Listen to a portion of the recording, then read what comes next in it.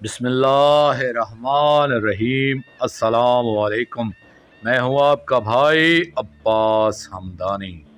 आज का हमारा टॉपिक है करबला में शहज़ादा अली अकबर अलैहिस्सलातु वस्सलाम की जंग। दोस्तों, उमर इब्न साद मलाउन ने शहज़ादा अली अकबर अलैहिस्सलातु वस्सलाम के मुकाबले के लिए जो जवान मुंतखब किए, इनमें से पहले इसने तारक इब्ने कसीर को मुकाबले के लिए भेजा। ये भी शहंशाह वफ़ा अलैहिस्सलातु वस्सलाम के साथ जंग करने की हसरत नाकाम लेकर आया था। इस मलाउन ने पहले अपने बेटों को भेजा था कि मैं किरदगार वफ़ा अलैहिस्सलातु वस्सलाम के साथ जंग करूँगा। ऐसे ही अरज़क शामी मलाउन था, तो इसने भी पहले अपने बेटों को भेजा था कि खुदावंद कारज़ार शहंशाह वफ़ा सरकार अबुल फ़ज़ल अब्बास अलैहिस्सलातु वस्सलाम के साथ जंग करना चाहता हूँ। इन जंगी जवानों में से एक बकर इब्ने गानम मलाउन भी था।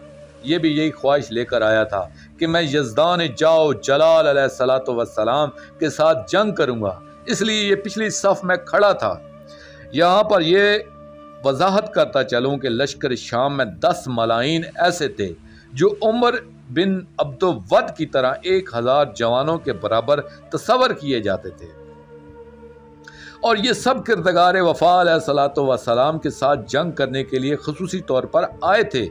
इनमें से एक तारक इब्ने कसीर मलाउन था, दूसरा बकर बिन गानम मलाउन था, तीसरा मिस्रा बिन गालब मलाउन था, ऐसे ही मार्द बिन सदीफ मलाउन था, अरज़क शामी मलाउन था, ऐसे ही दूसरे मलाइन भी थे। इन नामवर पहलवानों में ये बकर इब्ने गानम मलाउन भी था जो 1000 जवान के साथ अकेला लड़ने की सलाहियत रखता था। जिस वक्त उमर इब्ने साद मलाउन ने लश्कर में निगाह की तो इसकी निगाह बकर इब्ने गानम पर पड़ी। इस मलाउन ने मालिक बिन नसर जहनी मलाउन से कहा कि तुम जाकर बकर बिन गानम मलाउन को शहज़ादा पाक अलैहिस्सलातु वस्सलाम के साथ जंग करने के लिए आमादा करो। वो मलाउन इसके करीब आया और इसको कहा कि इब्ने साद मलाउन चाहता है कि जो इनाम हमने तारक बिन कसीर के लिए मुकर्रर किया था, तेरे लिए भी वही इनाम है, तू इस शहज़ादा के साथ जंग कर। इसने जवाब दिया कि तारक इब्ने कसीर मलाउन मेरा दोस्त था, मैं इसका इंतकाम लेने ज़रूर जाता, मगर मैं किरदगार वफ़ा अलैहिस्सलातु वस्सलाम के साथ जंग करने के लिए आया हूँ। इस नौजवान शहज़ादे के साथ जंग करने के लिए इनके हम उम्र किसी जवान को भेज दो। मेरा इनके साथ कोई जोड़ नहीं है। दूसरी बात यह है कि इस नौखेज़ और नाजुक अंदाम शहज़ादे के साथ जंग करना मेरी तौहीन है। मालिक बिन नसर जहनी मलाउन कहता है कि यह फ़र्क हम तुम समझते हैं कि पाक ख़ानदान का ये जवान है, ये बच्चा है, ये ज़ईफ़ है, मगर हकीकत में इनके सब अफराद एक जैसे हैं। ना कोई बच्चा है और ना कोई ज़ईफ़ है, बल्कि तू हर फर्द को अपने ज़माने का खैबर शिकन समझ। इनका बचपन भी ऐसा होता है कि रोज़ अव्वल अबू जहल जैसे जवानों का मुंह फेर देता है। ये शहज़ादा तो फिर 18 साल का है। अल-मुख्तसर बकर इब्ने गानम मलाउन तैयार हुआ। ये घोड़े पर सवार होकर मैदान में आया और दस्तूर के मुताबिक इस मलाउन ने रजस पढ़ना शुरू की। ये मलाउन बड़े जारहाना अंदाज में गोया हुआ कि ऐ शहज़ादे, हमारा नामी गरामी जवानों को मार कर नाजा न हो। जो मेरे साथ पंजा आजमा होता है तो यकीनन इसकी किस्मत ही खराब होती है। मैं जंग को ज्यादा तूल कभी नहीं देता और चश्मे जदन में ही फैसला कुन वार करता हूँ, और जिसके सर पर मेरी तलवार बुलंद हो इसका ठिकाना कब्र ही होता है। मैं वो सफाक हूँ कि मुकाबल की करहों से लुत्फानंदोज होता हूँ। मुझे तुम्हारे हाथ में मरने वालों का इतना एहसास है कि अब मैं जख्मी शेर बनकर आया हूँ। मैंने अपने दोस्त तारक का बदला लेना है। अब गफलत से बेदार होकर मेरे मुकाबल आओ, और अगर जुर्रत है तो मेरी तेग की ज़रब रोक कर दिखाओ। इसके जवाब में शहज़ादा अली अकबर अलैहिस्सलातु वस्सलाम ने रजस पढ़ी। फरमाते हैं कि मैदान जंग में ज़बान दराजी बेफ़ायदा होती है, इसलिए खामोश हो और मेरी बात सुन कि मैं असदुल्लाह गालिब अला कुल्ले गालिब का फर्जंद हूँ और जंग हमारे घर की मैरास है। मुझे खालिक अवालम ने अपने हबीब मोहम्मद मुस्तफ़ा सल्लल्लाहु अलैहि वसल्लम की फ़कत शक्ल अता नहीं फरमाई, बल्कि इन्हीं सफ़ात से भी मुतसफ़ किया है।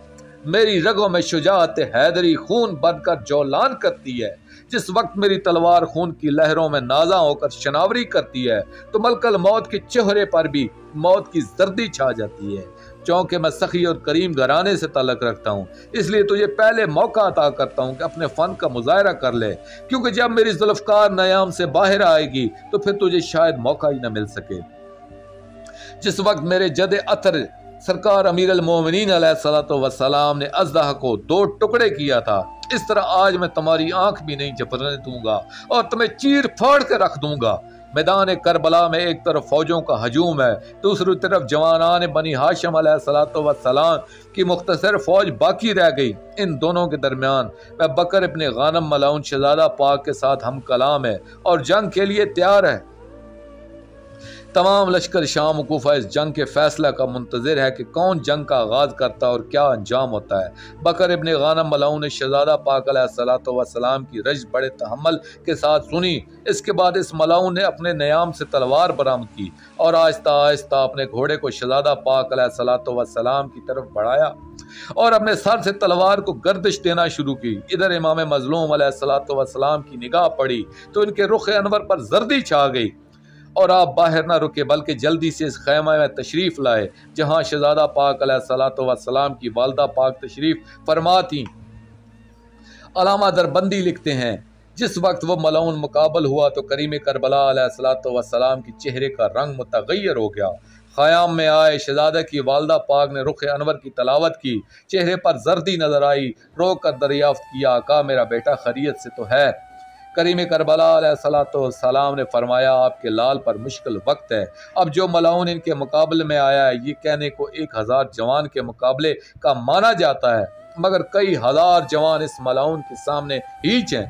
अब आप अपने बेटे के हक में दुआ फरमाएं, क्योंकि हमने अपने जद अथर से सुना था कि ज़ईफ़ माँ की दुआ अपने बेटे के हक में हमेशा मंजूर होती है और कभी रद्द नहीं होती। आप भी अपने लाल की सलामती की दुआ फरमाएं। इधर पाक बीबी सलवातुल्लाह अलैहा ने दुआ का एहतमाम किया। उन्होंने अपने सर से रिदा का एक तरफ की और अपने लाल को रो रो कर दुआ फरमाई। इधर मैदान की ये कैफियत है कि बकर इब्ने गानम मलाउन शहजादा पाक अलैहिस्सलातु वस्सलाम के करीब आया। शहजादा पाक अलैहिस्सलातु वस्सलाम ने अपनी तलवार नयाम से बरामद फरमाई। इस मलाउन ने हमला किया, तलवारें एक दूसरे के साथ टकरा रही थीं।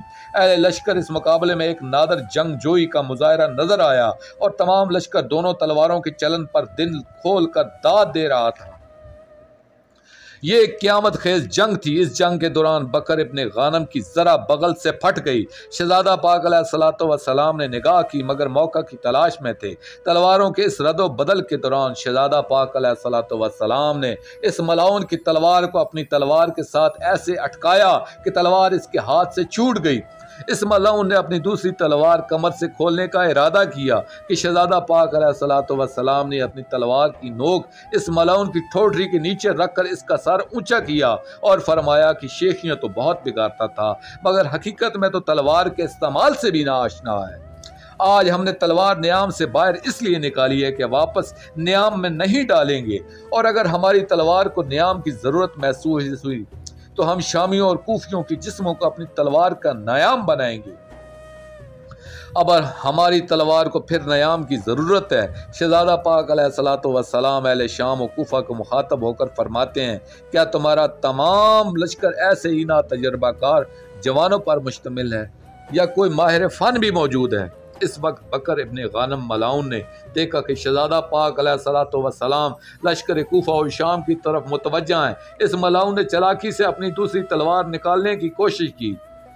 शहजादा पाक अलैहिस्सलातु वस्सलाम ने इस सिलसिला कलाम को भी ना रोका और ना ही इस मलाउन की तरफ निगाह फरमाई, बल्कि इस मलाउन को चालाकी की सिर्फ इतनी सजा दी कि तलवार आबदार को छोटी सी जुम्बश दी। तलवार इसकी फटी हुई जरा से बगल में दाखिल हुई और दूसरी बगल से गुजर गई। इस मलाउन को ऊपरी धड़ बड़े आराम के साथ जुदा होकर ज़मीन की कोच पर आया, फिर कोच से घोड़े की जदों को नजस करता हुआ ज़मीन पर आया, मगर निचला जिस्म वैसे ही घोड़े पर रहा। इस वक्त शहजादा पाक अलैहिस्सलातु वस्सलाम ने लश्कर शाम को मुखातब होकर फरमाया, अगर किसी और के दिल में शहंशाह वफ़ा अलैहिस्सलातु वस्सलाम के साथ जंग करने की हसरत हो तो इसे मेरे सामने लाओ। इनका शागिर्द हाजिर है, उस्ताद को तकलीफ़ देने की क्या ज़रूरत है। यहाँ हमें ये दुआ करना चाहिए कि ये खूबसूरत जवानियाँ दोबारा इस दुनिया में आबाद होकर अपनी दुखी माओं की आरज़ू की तकमील फरमाएँ। इनकी खुशियाँ हों और पाक माए इनकी पेशानियों पर सगन के सेहरे देखें। इनकी न ख़त्म होने वाली खुशियों का ज़माना जल्दी आए।